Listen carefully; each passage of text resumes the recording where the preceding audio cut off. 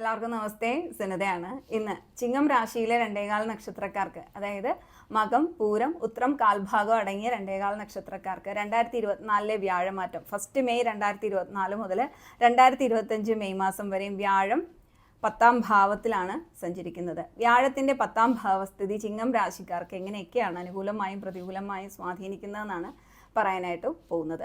10ാം ഭാവത്തിലെ വ്യാഴം തൊഴിൽപരമായും വിദ്യാഭ്യാസപരമായും ധനപരമായുമുള്ള പുരോഗതി ഉണ്ടാക്കും. എന്തുകൊണ്ടാണ്? 5ാം ഭാവപതിയാണ് കർമ്മഭാവത്തിൽ സഞ്ചരിക്കുന്നത്. 2ാം ഭാവത്തിലോട്ട് വ്യാഴത്തിൻ്റെ സ്വാധീനം ഉണ്ട്. അതൊക്കെ കൊണ്ട് അങ്ങനെ പറഞ്ഞത്.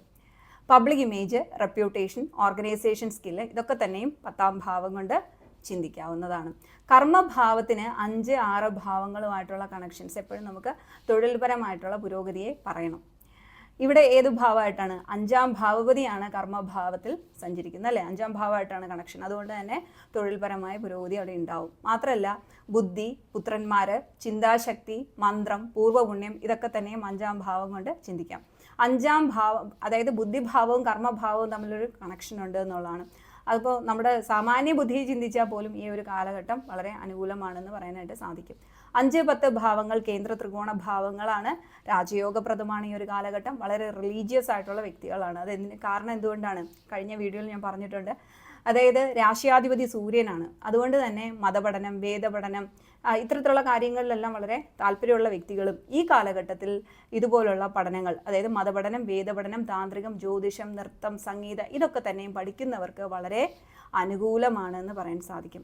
സംഗീതവുമായി ബന്ധപ്പെട്ട മേഖലയിൽ പ്രവർത്തിക്കുന്നവർക്ക് എന്തെങ്കിലുമൊക്കെ തടസ്സങ്ങൾ നിലവിലുണ്ടെങ്കിൽ മെയ് മാസത്തിന് ശേഷം മാറിക്കിട്ടും. റൈറ്റേഴ്സ്, രാഷ്ട്രീയം, കലാരംഗത്ത് പ്രവർത്തിക്കുന്നവർക്കും വളരെ അനുകൂലമാണ്. അംഗീകാരങ്ങളും ബഹുമതികളും ഉണ്ടാവും. തൊഴിൽ മേഖലയിൽ നിന്നും വളരെയധികം പുരോഗതിയും അംഗീകാരങ്ങളും കിട്ടുന്നതായ ഒരു കാലഘട്ടം കൂടെയാണെന്ന് പറയാൻ സാധിക്കും. കഠിനാധ്വാനം, ദൃഢനിശ്ചയം, നേതൃഗുണം, ഈ ക്വാളിറ്റീസൊക്കെ തന്നെയും അടിസ്ഥാനപരമായിട്ട് ഉള്ള വ്യക്തികളാണ്. അത് രാശിയാധിപതി സൂര്യൻ ആയതുകൊണ്ട് തന്നെ അങ്ങനെ പറയാൻ കാരണം. ആത്മാർത്ഥമായിട്ടുള്ള തൊഴിൽ മേഖലയിലെ സമീപനം അംഗീകാരവും വിജയവും ഉണ്ടാക്കിയെടുക്കാനായിട്ട് സാധിക്കും എന്ന് പറയാൻ കഴിയും. ഹോരാശാസ്ത്രത്തിൽ തീഷ്ണസ്ഥൂല ഹനുർ വിശാലവദന പിംഗേക്ഷണോൽപാത്മജ എന്ന് പറയുന്ന ആ ഭാഗത്ത് ആചാര്യൻ പറയുന്നുണ്ട്, ഗുണദോഷങ്ങളെ ചിന്തിക്കാതെ പ്രവർത്തിക്കുന്ന ഒരു പ്രകൃതവും അന്യായം പ്രവർത്തിക്കുന്നവരോട് ദീർഘനാൾ വൈരാഗ്യവും എന്നാൽ മനസ്സിൽ തീർച്ചപ്പെടുത്തിയ കാര്യങ്ങളിൽ അതിയായ സ്ഥിരതയുള്ള വ്യക്തിയുമായിരിക്കും എന്നാണ് ആചാര്യൻ പറയുന്നത്, അല്ലേ? അതിൽ നിന്നെല്ലാം നമുക്ക് എന്താ മനസ്സിലാക്കാൻ കഴിയുന്നത്? അടിസ്ഥാനപരമായി ഹാർഡ് വർക്കിംഗ് ആണ്, വളരെ സ്ട്രെയിറ്റ് ഫോർവേഡ് ആയിട്ടുള്ള ആൾക്കാരാണ്. They do not hide their feelings. അതുകൊണ്ട് തന്നെ പെട്ടെന്ന് പ്രതികരിക്കുന്ന പ്രകൃതം ഉണ്ടാവും. ഒപ്പം തന്നെ വളരെ നേതൃഗുണമുള്ള വ്യക്തികളായിരിക്കും എന്ന് പറയാൻ കഴിയും എന്നുള്ളതാണ്. തടസ്സപ്പെട്ട് കിടക്കുന്ന ധനം വന്നു ചേരും. പ്രത്യേകിച്ച് ഗവൺമെൻറ്റുമായി ബന്ധപ്പെട്ട് തടസ്സപ്പെട്ട് കിടക്കുന്ന ധനം മെയ് മാസത്തിന് ശേഷം വന്നു ചേരും എന്ന് പറയും. അത് ഗവൺമെൻറ് കോൺട്രാക്ടേഴ്സോ അല്ലെങ്കിൽ ഗവൺമെൻറ് പ്രൊജക്റ്റിൻ്റെ ഭാഗമായിട്ടൊക്കെ ഗവൺമെൻറ് പ്രൊജക്റ്റൊക്കെ ഏറ്റെടുക്കുന്ന വ്യക്തികൾ ചിലപ്പോൾ അങ്ങനെ ഉണ്ടാവാം. അല്ലെങ്കിൽ ഗവൺമെൻറ്റിൻ്റെ ഏതെങ്കിലും പ്രൊജക്റ്റിൻ്റെ ഭാഗമായി ഭൂമിയൊക്കെ, പ്രോപ്പർട്ടീസൊക്കെ ഏറ്റെടുത്തിട്ടുണ്ടെങ്കിൽ അതിന് മതിയായ നഷ്ടപരിഹാരം അതിനു വേണ്ടി വെയിറ്റ് ചെയ്യുന്ന ആൾക്കാർക്ക് മെയ് മാസത്തിന് ശേഷം കിട്ടും എന്ന് പറയാൻ സാധിക്കും. പക്വമായ സ്വഭാവ രീതി ആയിരിക്കും പൊതുവിൽ. അതിന് കാരണം എന്തുകൊണ്ടാണ്? സൂര്യൻ എന്ന് പറയുന്നത് വളരെ പക്വമായിട്ടുള്ള ഒരു സ്വഭാവ രീതിയുള്ള ഒരു ഗ്രഹമാണ്. അതുകൊണ്ട് തന്നെയാണ്. ചിങ്ങം രാശിയുടെ അധിപതിയാണ് സൂര്യൻ. അതുകൊണ്ട് ശനിയുടെ വീക്ഷണം ഇടയ്ക്കിടയ്ക്ക് മനസ്സമ്മർദ്ദമൊക്കെ ഉണ്ടാക്കുമെങ്കിലും ഈ ഒരു കാലഘട്ടത്തിൽ ഉണ്ടാക്കുമെങ്കിലും നമുക്ക് ഒരുപാട് പക്വതയും പാകതയൊക്കെ ഉണ്ടാക്കി തരുകയും ചെയ്യും. സന്താനങ്ങളുടെ ആരോഗ്യകാര്യത്തിലൊക്കെ തന്നെയും ശ്രദ്ധ വേണം. അത് ശനിയുടെ വീക്ഷണമോ അല്ലെങ്കിൽ 7ാം ഭാവത്തിലെ ശനിയുടെ സ്വാധീനമോ കൊണ്ടല്ല, കർമ്മഭാവത്തിലെ വ്യാഴത്തിൻ്റെ ഒരു സ്വാധീനം കൊണ്ട് തന്നെയാണ് സന്താനങ്ങളുടെ ആരോഗ്യകാര്യത്തിൽ ശ്രദ്ധ വേണം എന്ന് പറയാനും കാരണം. സാമ്പത്തിക പുരോഗതിയും കടബാധ്യതകളൊക്കെ തീർക്കാനും കഴിയും. ബിസിനസ് വിപുലീകരിക്കാൻ അനുകൂലമായിട്ടുള്ളൊരു കാലഘട്ടമാണ്. സ്ഥിര വരുമാനം ഉണ്ടാവും. ഓഫീസ് പൊളിറ്റിക്സിലൊന്നും തന്നെ നമ്മൾ ഇൻവോൾവ് ആവരുത്. പൊളൈറ്റായിട്ട് പെരുമാറണം. പ്രൊമോഷനും സാലറി റിവിഷനും ഒക്കെ തന്നെയും ഈ കാലഘട്ടത്തിൽ ഉണ്ടാവും എന്നുള്ളതാണ്. ബിസിനസ് പാർട്ട്ണർഷിപ്പിലും വിവാഹ ജീവിതത്തിലും ഒക്കെ വളരെ പക്വമായിട്ടുള്ള തീരുമാനങ്ങളും പെരുമാറ്റ ശൈലിയും ഉണ്ടായിരിക്കും. എല്ലാ കാര്യങ്ങളും വളരെ ഉത്തരവാദിത്വത്തോടെയും ബന്ധങ്ങളെയും സാഹചര്യങ്ങളെയും ഒക്കെ തന്നെയും വളരെ നയപരമായി കൈകാര്യം ചെയ്യാനും വിശ്വാസവും പരസ്പര ധാരണയും ശക്തമാകുന്നതുമായിട്ടുള്ളൊരു കാലഘട്ടമായിട്ട് പറയാൻ കഴിയും. കാരണം 7ാം ഭാവപതി ബലവാനായി 7ാം ഭാവത്തിൽ സഞ്ചരിക്കുന്നത് കൊണ്ടാണ് അങ്ങനെ പറയാനുള്ള റീസൺ. സന്താന സിദ്ധി ഉണ്ടാവും, വീട് പണി പൂർത്തിയാക്കാൻ കഴിയും, വീട് മോടി കൂട്ടാൻ കഴിയും. അതെന്തുകൊണ്ടാണ് വീട് പണി പൂർത്തിയാക്കാൻ വീട് മോടി കൂട്ടാൻ കഴിയും എന്ന് പറയാൻ കാര്യം കർമ്മഭാവത്തിലെ വ്യാഴത്തിൻ്റെ ഒരു പ്രത്യേകതയാണ്. മാത്രമല്ല ഈ 10ാം ഭാവപതിയായ ഗ്രഹം 4ാം ഭാവത്തിലോട്ടാണ് വീക്ഷിക്കുന്നത്. അതുകൊണ്ട് പഠന മികവും കലാരംഗത്ത് ശോഭിക്കാനും കഴിയും. സാമ്പത്തിക നില മെച്ചപ്പെടും. എന്തുകൊണ്ടാണ് സാമ്പത്തിക നില മെച്ചപ്പെടും എന്ന് പറയാൻ 2ാം ഭാവത്തിലോട്ട് ധനഭാവത്തിലോട്ട് വ്യാഴത്തിൻ്റെ സ്വാധീനമുണ്ട്.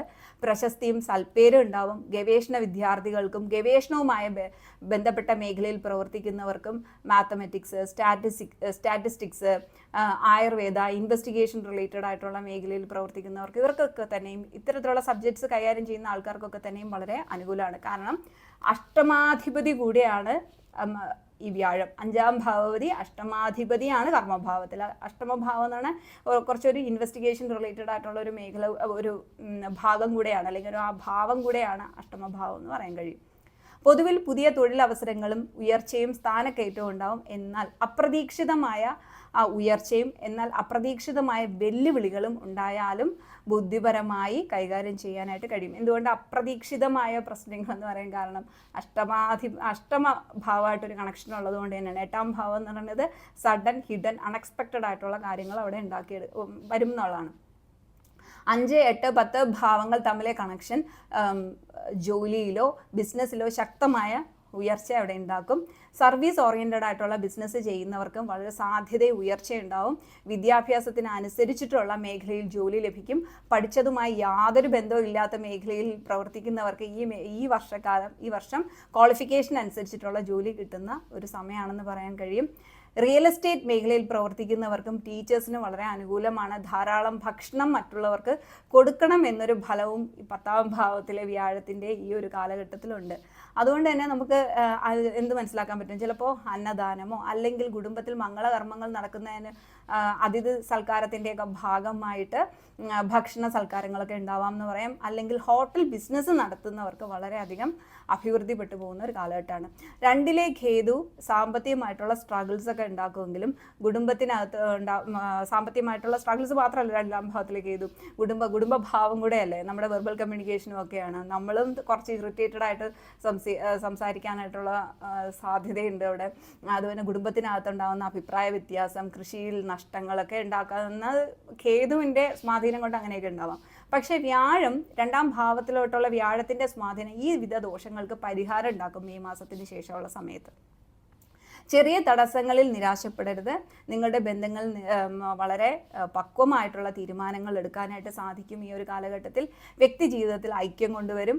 മെയ് മാസത്തിന് ശേഷം 10ാം ഭാവത്തിൽ വ്യാഴം സഞ്ചരിക്കുമ്പോൾ നല്ല പെരുമാറ്റവും നല്ല സോഷ്യൽ ഇൻട്രാക്ഷൻസും സോഷ്യൽ അട്രാക്റ്റീവ്നെസ്സും ഉണ്ടാവും എന്നുള്ളതാണ്. മറ്റുള്ളവർക്ക് നല്ല അഭിപ്രായം നമ്മളിൽ ഉണ്ടാവും. ഷെയർ മാർക്കറ്റിലൊക്കെ ഇൻവെസ്റ്റ് ചെയ്യുന്ന ആൾക്കാർ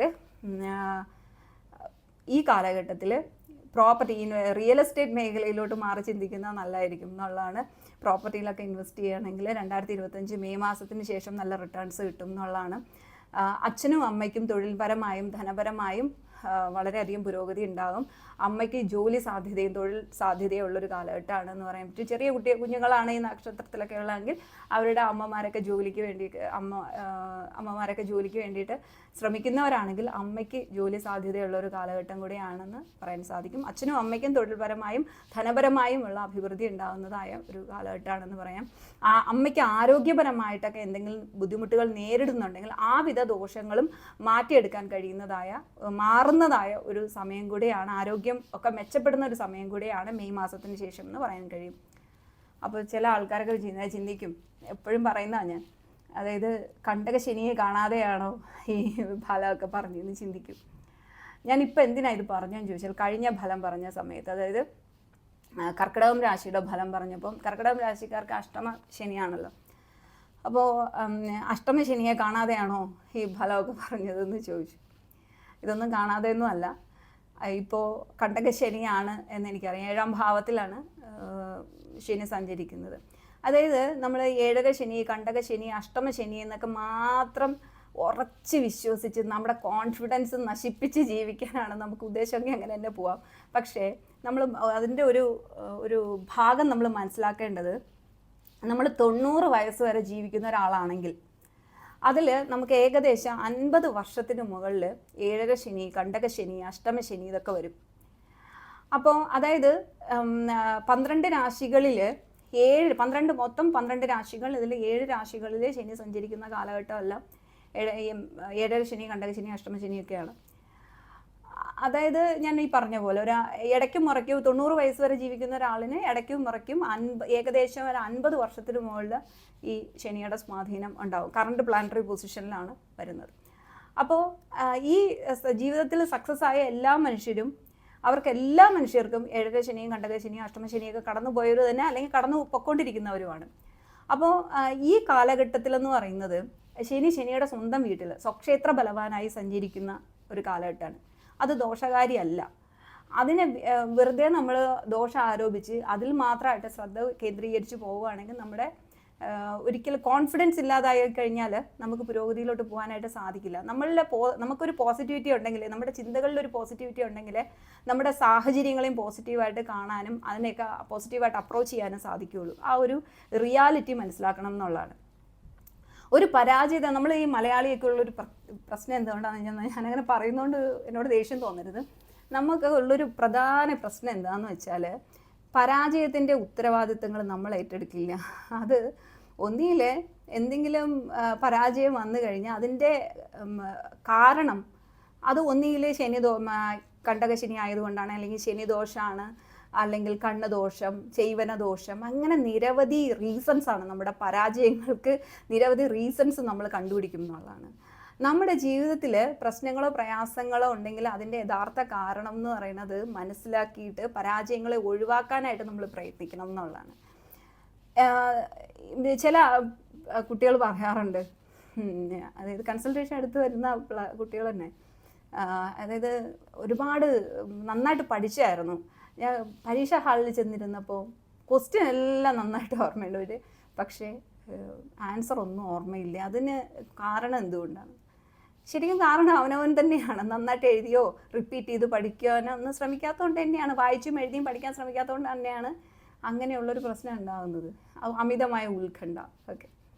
അത് അല്ലാതെ വേറെ അത് ശനിയോ ചൊവ്വയോ എന്ന് നമ്മൾ പഠിച്ചിട്ട് കാര്യമില്ല. റിയൽ റീസൺ നമ്മൾ തന്നെയാണ്. അപ്പോൾ ഇതൊക്കെ മനസ്സിലാക്കണം. അല്ലാതെ ഇപ്പം കണ്ടകശനിയാണ് എന്ന് പറഞ്ഞിട്ട് ആരുടെയും കോൺഫിഡൻസ് നശിപ്പിക്കേണ്ട. 10ാം ഭാവത്തിലെ വ്യാഴത്തിനെ വരെ അണ്ടർ എസ്റ്റിമേറ്റ് ചെയ്യുന്ന ആൾക്കാരുണ്ട്. അതിനോട് ഞാൻ ഒട്ടും യോജിക്കുന്നില്ല. അതുകൊണ്ട് തന്നെയാണ് ഞാൻ പറഞ്ഞത് 5ാം ഭാവപതിയാണ് കർമ്മഭാവത്തിൽ സഞ്ചരിക്കുന്നത്. കർമ്മം പുരോഗതി ഉണ്ടാകുന്ന സമയം തന്നെയാണ്. നിങ്ങൾ നന്നായിട്ട് ഹാർഡ് വർക്ക് ചെയ്യുക, ലക്ഷ്യത്തിൽ ഫോക്കസ് ചെയ്യുക. ഈ വർഷം തൊഴിൽപരമായിട്ടുള്ള പുരോഗതി, ധനപരമായിട്ടുള്ള പുരോഗതി ഉണ്ടാകും. ധനപരമായിട്ടുള്ള കാര്യത്തിൽ കുറച്ച് സ്ട്രഗിൾസ് ഉണ്ടാവും. 2ാം ഭാവത്തിൽ കേതു നിൽക്കുന്നത് കൊണ്ടാണ്. അതുകൊണ്ട് തന്നെ എല്ലാവരും കനകധാര നിത്യേന ജപിക്കാനായിട്ട് ശ്രമിക്കുക. അതുപോലെ ഗണപതിയെ നന്നിട്ട് ഖേതുവിൻ്റെ പരിഹാരം ഗണപതിയെ ഭജിക്കുന്നതും വളരെ ഉത്തമമാണ് 2ാം ഭാവത്തിലെ ഖേതുവിൻ്റെ തടസ്സം മാറ്റുന്നതിനായിട്ട്. അതുപോലെ തന്നെ നിത്യപൂജയുള്ള സർപ്പക്ഷേത്രത്തിൽ നക്ഷത്ര ദിവസം പാലഭിഷേകം കൊടുക്കുക. എല്ലാ ശനിയാഴ്ച ദിവസങ്ങളിൽ നീരാജനം കത്തിച്ചും, അതുപോലെ തന്നെ 2ൽ ഖേതു സഞ്ചരിക്കുമ്പോൾ പഠിക്കുന്ന കുട്ടികളൊക്കെ ആണെങ്കിൽ കറുക സമർപ്പിച്ചും ഗണപതിയെ ഭജിച്ചും, ഉദ്യോഗാർത്ഥികളാണെങ്കിലോ വ്യാഴപ്രീതി വരുത്തിയും, 10ാം ഭാവത്തിലല്ലേ വ്യാഴം നിൽക്കുന്നത്, കർമ്മഭാവത്തിൽ. അപ്പോൾ ഉദ്യോഗാർത്ഥികളാണെങ്കിൽ വ്യാഴപ്രീതി വരുത്തിയും വിഷ്ണു ക്ഷേത്ര ദർശനം നടത്തി നിർമ്മാല്യ ദർശനം നടത്തിയൊക്കെ ദോഷശാന്തി വരുത്തേണ്ടിയാണെന്നുള്ളത് ഓർക്കുക. കുറച്ച് മുന്നേ കൂടെ ഒരു മെസ്സേജ് കിട്ടി. അതായത് ഞാനൊരു റെഗുലറായിട്ട് വീഡിയോസ് ചെയ്യുന്നില്ല എന്ന്. അപ്പോൾ അതിന് കാരണം ആ കാരണം ഞാൻ സ്വന്തമായിട്ട് ഏറ്റെടുക്കാത്തല്ല കേട്ടോ. കുറച്ച് മുന്നേ ഞാനിത് പറഞ്ഞു. പക്ഷേ അതിന് കാരണം എന്തുകൊണ്ടാണെന്ന് വെച്ചാൽ ഞാൻ നേരത്തെ പറഞ്ഞിട്ടുണ്ട്, ഞാനിവിടെ വിദേശത്താണ്, ഇവിടെ ജോലി ചെയ്യുന്നുണ്ട്. ഫ്രൈഡേ ആണ് എനിക്ക് ഈ വീഡിയോ ചെയ്യാനായിട്ട് അവസരം ഉണ്ടാവുക. പിന്നെ കൺസൾട്ടേഷൻസ് ഉണ്ടായിരിക്കും, ആസ്ട്രോളജി കൺസൾട്ടേഷൻസ് ഉണ്ടാവും. അപ്പോൾ പിന്നെ ഒരു സൈക്കോളജി വിദ്യാർത്ഥി കൂടെയാണ്. അപ്പോൾ ഇപ്പോൾ പരീക്ഷയൊക്കെ അടുത്തു. അപ്പോൾ ഇങ്ങനെ കുറേ കാര്യങ്ങളിൽ എൻഗേജ്ഡ് ആയി പോകുന്നതും കൂടെ കൊണ്ടാണ് റെഗുലറായിട്ട് വീഡിയോസ് അപ്ലോഡ് ചെയ്യാനായിട്ട് പറ്റാത്തതൊക്കെ ക്ഷമിക്കുമെന്ന് വിചാരിക്കണം. ഒരു ഫുൾ ടൈം ആസ്ട്രോളജർ ആവുന്ന സമയത്ത് ഞാൻ റെഗുലറായിട്ട് വീഡിയോ ചെയ്യും. ഇപ്പോൾ തൽക്കാലം ഇങ്ങനെയൊക്കെ എനിക്ക് റെഗുലറായിട്ട് വീഡിയോസ് അപ്ലോഡ് ചെയ്യാൻ കഴിയുന്നത്രയും ഞാൻ ചെയ്യും എന്നുള്ള. അപ്പോൾ എൻ്റെ വീഡിയോസ് വെയിറ്റ് ചെയ്യുന്നവർക്ക് വേണ്ടി പറഞ്ഞതാണ് കേട്ടോ. അപ്പോൾ എല്ലാവർക്കും നമസ്തേ. ഈ ഒരു വീഡിയോ എല്ലാവർക്കും ഇഷ്ടമായിട്ടുണ്ടെങ്കിൽ ലൈക്ക് ചെയ്യുക, ഷെയർ ചെയ്യുക, സബ്സ്ക്രൈബ് ചെയ്യുക. ബൈ.